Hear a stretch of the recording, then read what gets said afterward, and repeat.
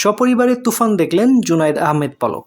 ডাক, টেলিযোগাযোগ ও তথ্য প্রযুক্তি প্রতিমন্ত্রী জুনায়েদ আহমেদ পলক একজন সিনেমাপ্রেমী মানুষ। সঙ্গীত ভালোবাসেন, সুকণ্ঠের অধিকারী। প্রতি ঈদেই সপরিবারে সিনেপ্লেক্সে গিয়ে সিনেমা দেখেন। যথারীতি এবারও তাই করেছেন। মঙ্গলবার সপরিবারে দেখেছেন আলোচিত সিনেমা তুফান। তুফান দেখা শেষে হল থেকে বের হয়ে কথা বলেছেন সাংবাদিকদের সঙ্গে। তিনি বলেন, তুফান এক কথায় বলতে গেলে উড়াধুরা, বিশ্বমানের সিনেমা। আমি যে প্রত্যাশা নিয়ে সিনেমা হলে এসেছিলাম তার চেয়ে বেশি প্রত্যাশা নিয়ে ফিরে যাচ্ছি। প্রতিমন্ত্রী বলেন, শাকিব খান জীবন্ত কিংবদন্তিতে রূপান্তরিত হয়েছেন একজন সুপারস্টার। গুণী পরিচালক রায়হান রাফি পরিচালিত তুফান সিনেমাটা বাংলা চলচ্চিত্রকে অন্য লেভেলে নিয়ে গেছে। আজ প্রমাণ হলো আমরা বলিউড হলিউড থেকে কম না। প্রতিমন্ত্রী পলক আরও বলেন, আমাদের জেনারেশন তুফান 2 দেখতে চায়।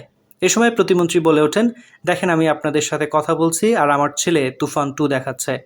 আমার ছেলে যার বয়স 18 তুফান 2 দেখতে যাচ্ছে।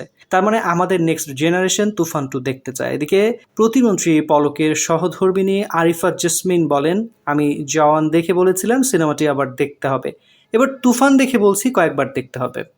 প্রতিমন্ত্রী আরও বলেন, সব মিলিয়ে ডিরেকশন, অভিনয়, মিউজিক, অ্যাকশন নিয়ে তুফান একটি চমৎকার সিনেমা। আমরা এখন বলতে পারি চলচ্চিত্রে যে কোনোভাবেই আমরা বলিউড কিংবা হলিউডের সঙ্গে প্রতিদ্বন্দ্বিতা করতে পারি।